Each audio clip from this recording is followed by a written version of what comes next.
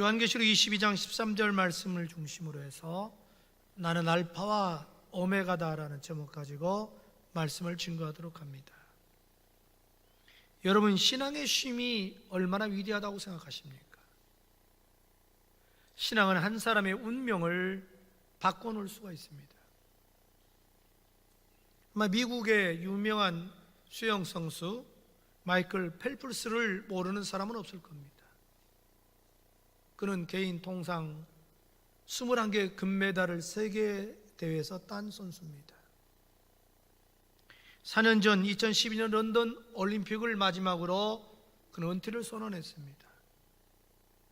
그 이후에 그는 자기가 왜 살아야 되는지 목적을 상실한 채 그만 술 중독자가 되어가기 시작했고, 마약을 복용하기 시작했고, 도박에 깊이 빠져들기 시작합니다.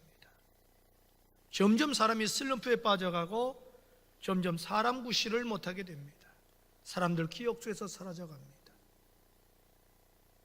점점 인간의 관계도 이제 파탄에 이르게 되고 추후에 자살을 결심하게 됩니다.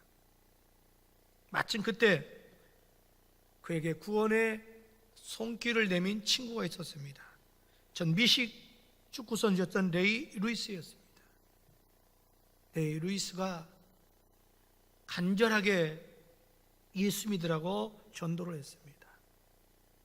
그리고 이 상태로 안 되니까 전문적인 치유 상담센터 가서 치유받을 걸 권면했습니다.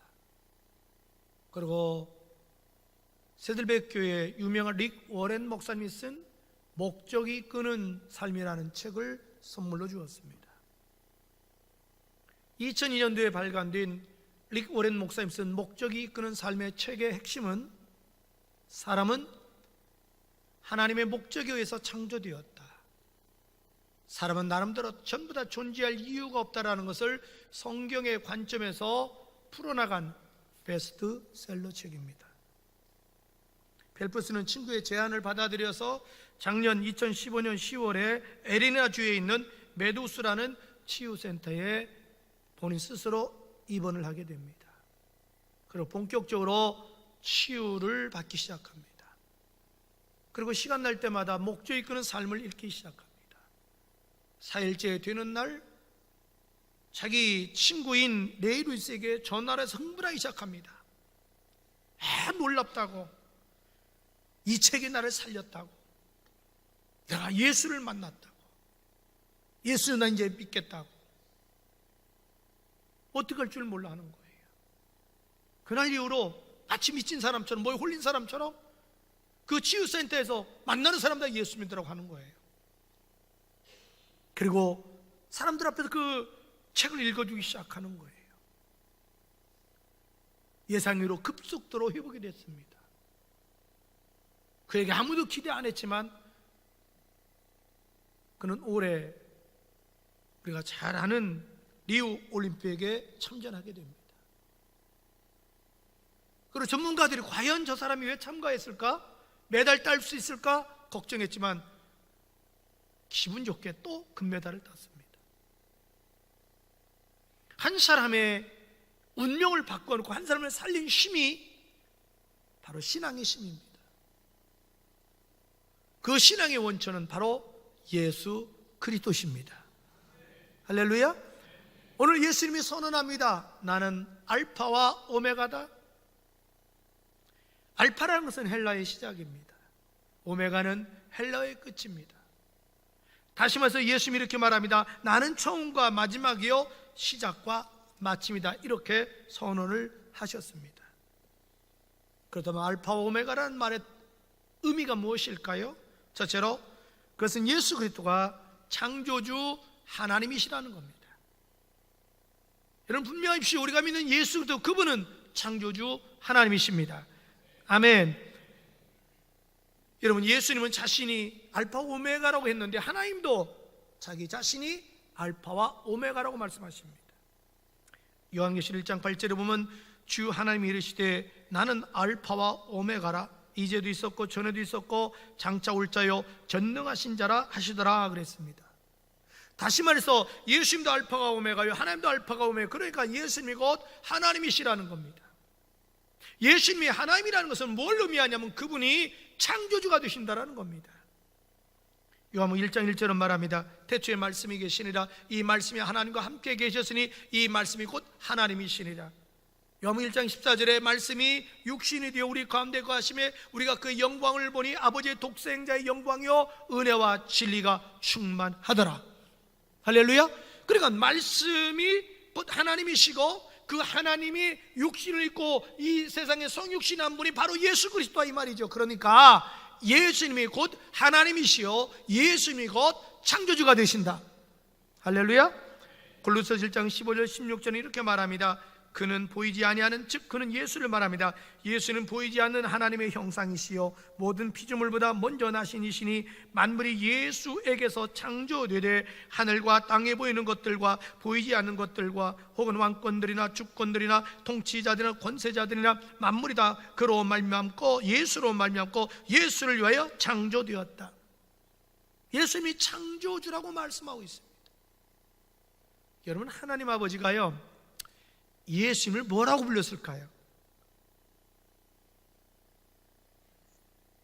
뭐라고 불렀을까? 나의 사랑하는 아들아 그랬을 것 같지. 그럼 뭐하러 묻겠어 내가? 아니요. 예수님을 향하여 하나님 아버지도 하나님이요 이렇게 부르십니다. 히브리서 1장 8절은 말합니다. 아들에 관하여 하나님이요 주의 보좌는 영영하며 주의 나라의 규례는 공평한 균이다. 여러분, 우리 기독교에서는 삼위일체 하나님을 믿습니다. 다시 말해서 성부 하나님, 성자 하나님, 성령 하나님이 한 분 하나님이시요 다 똑같은 위치에 계신 분이라는 거지요. 그런데 여호와의 증인은 그렇게 하지 않아요. 성부 하나님 그 밑에 아들 예수님 그 밑에 성령 하나님 수직관계래요. 그렇게 되면 이단인 거예요. 아닙니다. 둘째로 알파와 오메가라는 것은 어떤 의미를 가지고 있을까요? 그건 예수 그리스도가 역사의 주인이시라는 겁니다. 여러분, 이 역사가 자연스럽게 흘러가는 게 아니에요. 인류 역사가 한 나라의 흥망성쇠가 우연이 아니에요. 자연인들의 정치가 들에서 이루어지는 건 아닙니다. 창조주 하나님, 창조하신 그 하나님이 지금 전 세계 우주를 움직이고 계시고 한 국가의 흥망성쇠도 주장하셔요. 여러분, 우리 예수님은 역사의 시작이시고 역사의 마지막이십니다. 우리는 역사를 영어로 히스토리라고 말을 하죠. 히스토리는 히스하고 스토리에 결합된 용어입니다. 다시 말해서 그분의 이야기라는 거죠. 그분이 누구예요? 바로 예수, 예수의 이야기. 그것이 바로 역사입니다. 무슨 말이냐면 역사는 예수가 주인이시다. 예수에서 인류의 역사가 시작됐고 인류의 역사가 마치게 될 거라 이 말입니다. 여러분, 인류의 역사를 보십시오. 대개 우리가 연대를 말할 때 주전 몇 년, 주후 몇 년 그렇게 말합니다. 그 기준이 누구냐? 바로 예수 그리스도입니다. 주전을 영어로 BC라고 그러지요. 그게 뭐예요? Before Christ. 예수 탄생 이전을 주전 BC라고 말합니다. 예수님 탄생 이후를 우리는 주후 AD라고 말합니다. AD는 헬라어로 아노 도미니 같은 뜻이에요. 예수님 탄생한 해, 그게 기준이라는 거죠. 다시 말해서 인류의 역사는 예수를 중심에 의해서 움직여진다 이 말입니다. 그러니까 예수님이 역사의 주인이시다. 할렐루야. 여러분, 성경에 보면 참 재미있어요. 전 인류의 역사를 한 축으로 쫙 꿰고 있습니다. 성경에 보면 이렇게 얘기합니다. 인류의 역사를 큰 틀에서 에집트가 세계를 지배할 것이다. 에집트 다음에 바벨론 제국이 지배하게 될 것이고, 바벨론 제국 다음에 아수르 제국이 지배하고, 아수르 제국 다음에 바벨론 제국이 지배하고, 바벨론 제국 다음에 페르시아 제국이 지배하고, 페르시아 다음에 헬라 제국이 세계를 지배하고, 헬라 다음에 로마가 세계를 지배하고, 로마 다음에 로마 제국이 깨어지게 될 것이다. 그게 바로 유럽이죠. 그러나 마지막 때에 이 로마 제국이 하나로 모여서 신생 로마 제국을 만들게 될 거다. 그게 바로 유럽 이유입니다. 그 다음에 인류의 종말이 올 것이다. 놀라울 정도로 인류의 역사는 성경에 하나님이 계시해 준 대로 움직이고 있습니다. 왜? 인류 역사를 움직이시는 분은 하나님이십니다. 여러분, 우리 예수님은 인류의 역사만 주장하시는 게 아니에요. 한 개인의 역사와 한 개인의 운명도 주장하십니다. 한번은 예수님께서 베드로에게 이렇게 말을 합니다. 요한복음 1장 42절에 예수께서 보시고 이르시되 내가 요한의 아들 시몬이니 장차 게바라 하리라 하시니라. 게바는 번역하면 베드로라. 예수님이 그러는 거예요. 너 시몬아, 앞으로 장차 너는 베드로가 될 거야. 위대한 반석 같은 사람이 될 거야. 그리고 요한복음 21장 18절 이하에 이렇게 말합니다. 내가 진실로 진실로 내게 이르노니, 베드로에게 하는 얘기입니다. 네가 젊어서는 스스로 띠뛰고 원하는 곳으로 다녔거니와 늙어서는 내 팔을 벌리리니 남이 내게 띠뛰고 원하지 않는 곳으로 데려가리라. 이 말씀을 하시면 베드로가 어떠한 죽음으로 하나님께 영광을 돌릴 것을 가리켜 하심이라. 예수님 말합니다. 네가 젊어서는 네 멋대로 다닐 수 있지만 늙어서는 그렇게 되지 않을 것이다. 네가 팔을 벌리니 남이 너를 죽일 것이다. 이 말씀처럼 베드로가 십자가에 거꾸로 못 박혀서 순교하게 됩니다. 여러분, 우리가 잘 아는 사도 바울, 그 원래 이름이 사울이죠. 그는 예수를 박해하던 사람입니다. 예수 박해하기 위해서 지금 시리아의 수도 다마스커스로 가고 있는 도중에 예수님을 만나게 됩니다. 그는 놀라울 정도로 변화되죠. 그때 예수님이 이야기합니다. 앞으로 저 바울은 나를 위해서 이방인에게 복음을 증거하고 많은 고난을 받게 될 것이고 최후에 죽게 될 것이다. 사도행전 9장 15절 16절에 주님께서 아나니아라는 평신도에게 이렇게 말을 합니다. 주께서 이르시되 가라. 이 사람은 즉 바울 사울은 내 이름을 이방인과 임금들과 이스라엘 자손에게 전하기 위하여 택한 나의 그릇이다. 그가 내 이름을 위하여 얼마나 고난을 받아야 할 것을 내가 그에게 보이리라 하시니라. 예수님이 이렇게 미리 말씀하신 대로 바울은 주님을 해서 제자들 중에 제일 많이 고난을 받습니다. 로마 감옥에 갇혀 있다가 나중에 목이 잘려 순교하게 됩니다. 이것이 우리에게 뭘 가르쳐 줍니까? 우리 예수님은 역사의 주인이신데 인류의 역사도 주장하시고 한 나라의 흥망성쇠도 주장하시고 한 개인의 운명도 예수님이 주장하신다. 할렐루야. 여러분, 예수님의 손아귀를 벗어날 수 없습니다. 여러분, 우리 눈으로 볼 때는 뭐 정치인들이 정치하고 인류의 그냥 흥망성쇠가 국제정세에 따라 움직이는 것 같지만 아니요, 모든 걸 주장하시는 분은 바로 예수 그리스도십니다. 아멘. 실제로 알파와 오메가라는 의미가 뭘까요? 그건 예수 그리스도가 구원자가 되신다라는 것입니다. 오직 예수만이 인류의 구세주가 된다, 이 말입니다. 요한계시록 21장 6절은 이렇게 말합니다. 또 내게 말씀하시되 이루었도다. 나는 알파와 오메가요 처음과 마지막이라. 내가 생명수 샘물을 목마른 자에게 값없이 주리라. 여기서 생명수 샘물이 뭘 말해요? 바로 영생수를 말하죠. 이 영생을 목마른 자, 사모하는 자, 믿는 자에게 값없이 주겠다. 다시 말해서 구원을 믿는 자에게 사모하는 자에게 값없이 주시겠다는 거예요. 요한복음 4장에 보면 예수님께서 사마리아의 그 수가라는 그 동네에 이르렀을 때 한 여인이 물길로 나오지 않아요. 예수님 그 여인과 대화를 합니다.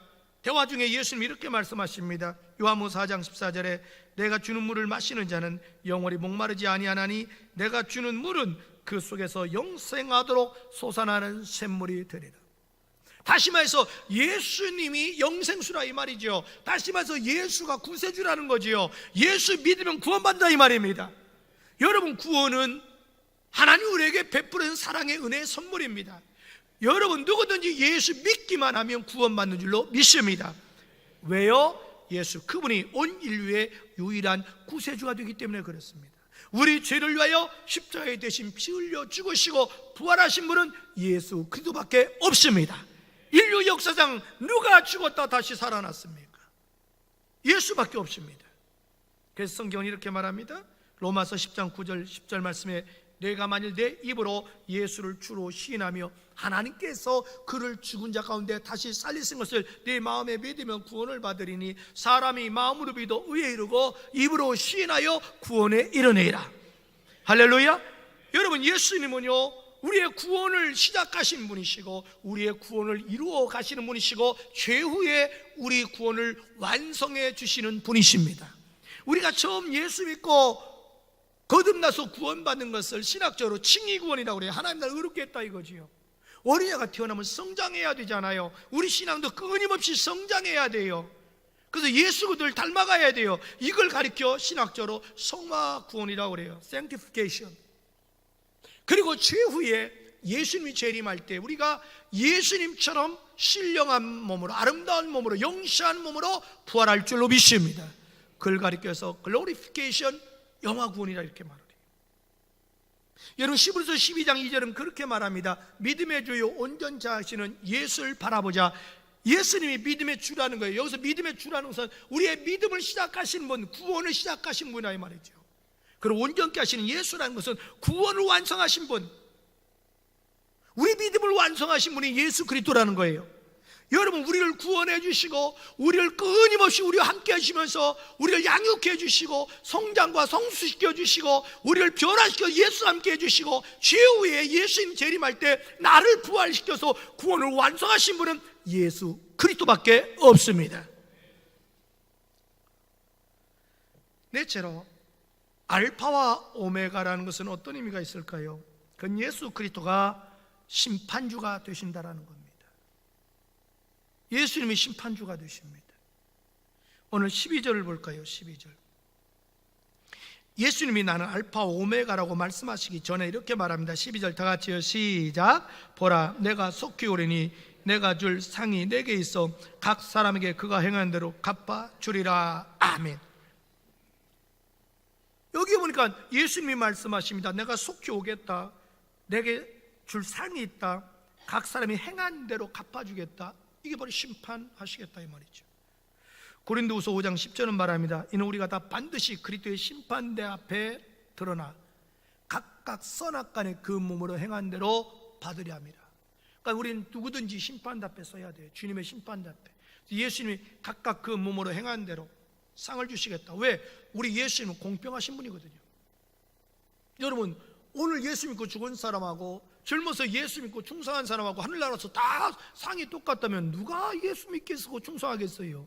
아니요. 그건 공평하신 하나님이 아니지요. 여러분 우리 올림픽 참석했을 때에 다 메달 주는 건 아니지요. 등수 안에 들어와야 메달 주는 거지요. 여러분 이 세상에도 심판은 다 있어요. 잘못하면 교도소 가잖아요. 형량이 다르잖아요. 여론의 심판도 있잖아요. 우리 양심의 심판도 있잖아요. 그러나 인간의 심판은 불완전합니다. 얼마 전에 여러분 뭐 3내 3인조인가요? 아무 잘못도 없는데 살인자로 몰려서 얼마나 고생했어요. 천만다행이지요. 무지로 밝혀져서. 왜? 살인한 사람이 자기가 고백하는 바람에. 여러분 우리 인간의 심판은 불완전해요. 그러나 우리 예수님은 전능하신 하나님이시기 때문에 실수가 없으셔요. 정확하셔요. 그래서 공평하신 거예요. 어느 날 모든 인류는 주님의 심판 앞에 서야 됩니다. 믿든 안 믿든 다 심판 앞에 서야 돼요. 그래서 안 믿는 사람은 안 믿는 사람대로 그들이 이 땅에 살 때 어떻게 사느냐에 따라서 심판받아 지옥에 들어가는데, 지옥도 여러분 분명히 등급이 달라요. 고통이 달라요. 그리고 우리 믿는 사람들도 우리가 예수 믿은 후에 어떻게 주님을 위해서 시간과 몸과 물질 들여 헌신하고 봉사하고 충성했냐에 따라서 심판이 달라요. 그게 정상이지요. 예수 믿고 아무것도 한 일 없는 사람하고 죽도 충성한 사람하고 같을 수면 얼마나 잘못된 거예요. 그래서 우리가 충성하라는 거예요. 마태복음 25장에 보면요 달란트 비유가 나오잖아요. 그게 바로 예수님의 심판에 대한 얘기거든요. 근데 마태복음 25장 19절 이하 이렇게 말해요. 오랜 후에 그의 종들의 주인이 돌아와 그들과 결산할세. 결산한다는 게 뭐예요? 심판한다는 거지요. 5달란트 받았던 자는 5달란트를 더 가지고 와서 이르되 주인이여 내게 5달란트를 주셨는데 보소서 내가 또 5달란트를 남겼나이다. 그 주인이 이르되 잘하였도다. 착하고 충성된 종아, 네가 적은 일에 충성하였음에 내가 많은 것으로 내게 맡기리니 내 주인의 즐거움에 참여할지어다. 할렐루야. 요한계시록 2장 10절은 말합니다. 내가 죽도록 충성하라. 그러면 내가 내게 생명의 멸관을 주리라. 여러분 오늘 우리 주변에 보면 얼마나 CCTV가 많아요. 요즘은 뭐 웬만하면 다 잡아내잖아요. 그리고 자동차에다 뭐 달고 다니죠? 블랙박스. 저는 뭐 그걸 안 다루니까 그거 블랙박스 보여주니까요 깜짝 못하더라고요. 이렇게. 한번 생각해 보세요. 인간이 만든 시계도 그렇게 사람 모든 걸 다 녹화하고 녹음하는데 우리 주님이 어설프게 넘어가겠습니까? 아닙니다.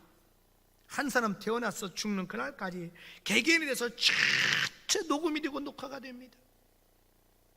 그래야 주님 앞에 갔을 때 누구라도 항의하지 못하고 변명하지 못하잖아요. 정확히 보여주니까.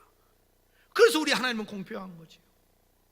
그래서 우리 예수 믿는 사람 하루하루를 진실되게 살아야 돼요. 거룩하게 살아야 돼요. 성실하게 살아야 돼요. 믿음으로 살아야 돼요. 사람은 속일 수 있어도 하나님 속일 수 없어요. 우리 사랑하는 둔산 가족 여러분, 우리 예수님은 알파와 오메가가 되십니다. 다시 말해서 예수님은 창조주 하나님이 되시고 예수님은 역사의 주인이 되어서 인류의 역사, 한 국가의 흥망성쇠, 한 개인의 생사화복을 주장하신 분이시다. 그리고 예수님만이 온 인류의 유일한 구세주가 되신다. 그 예수를 믿을 때만 비로소 구원받을 수가 있다. 그리고 예수는 최후의 심판자가 됩니다. 이 땅에서도 심판하시지만 최후의 마지막 하늘나라 갔을 때 신자든 불신자든 정확히 심판해서 지옥에 갈 사람 등급 따라가고 하늘나라에서 면류관 줄 사람 면류관 주고 또 하늘나라 갔을 때에 좋은 옷을 입힐 사람은 좋은 옷을 드레스를 주시고 또 거처도 어떤 사람은 좋은 집 주고 어떤 사람은 엉터리 같은 집을 주지요. 그런 얘기가 있잖아요. 그 강화도 지금은 이제 고인이 됐지만 강화 제1감리교회 김장로님 아주 이번에 상당히 좀 완악했던 것 같아요. 그 부인이 헌금을 많이 해서 교회를 이렇게 세우다 보니까 대주주 행세를 하는 거예요. 교회에서 자기 마음에 안 들면 무슨 술서도 목사님 내쫓는 거예요. 근데 어느 날 이분이 꿈을 꾸게 됐어요. 꿈을 꿔서 하늘나라 갔어요. 막 보니까 그렇게 아름다울 수가 없어요. 근데 이렇게 보니까 막 면류관들이 있는 거예요. 이게 천사에게 물어보니까 이거 다 믿는 사람, 충성한 사람 주는 거라고. 그러면 제 것도 있냐고. 맞으면 준다고. 거기 있는 면류관을 다 쏘고 이게 하나도 안 맞네. 근데 저 구석에 보니까 개털로 만든 모자가 있어. 그걸 쓰니까 안성맞춤이네. 그리고 이분이 꿈을 깼어요. 기가 막힌 거야. 너무 생생해서. 그래서 그분이 그날 이후로 가슴을 찢으며 회개하고 변화됩니다. 그리고 나 같은 사람이 다시는 생기지 않도록 부흥사들 보고 목사님 보고 간증거리를 쓰십시오. 그 한 사람 변화되니까 강화 제일 그 감리교회가 역사만 잘하던 교회가 날로 보여서 강화에서 제일 큰 교회가 된 거예요. 여러분만 지금 하늘나라 갔을 때 어떨 것 같아요? 정말 여러분 면류관 받을 자신이 있나요? 여자 드레스가 다르듯이 성경에 보니까 우리 하늘나라 가면 옷도 등급이 달라요. 여러분 하늘나라 갔을 때 우리가 처소를 예배한다고 해서 우리 집이 다 달라요. 사는 집이. 여러분 어떤 집에 살 수 있을 것 같아요? 저는 여러분이요 정말 죽도록 충성하는 가운데 하늘나라 갔을 때 주님 앞에 칭찬 들으시고 다 면류관 쓰시고 좋은 옷 입으시고 정말 아름다운 보소로 단장한 좋은 집에서 사는 여러분 되기를 주의 이름으로 축복합니다. 여러분 예수 믿으십시오. 그리하면 구원 받습니다. 여러분 하루하루를 믿음으로 사시고 거룩하게 사시고 진실하게 사시고 성실하게 사십시오. 죽도록 충성하십시오. 이 땅에서도 그러면 여러분과 여러분의 자손을 축복해 줄 것이지만 훗날 우리가 하늘나라 갔을 때에 그것이 우리의 상급의 재료가 되고 심판의 재료가 될 줄로 믿습니다. 기도합시다.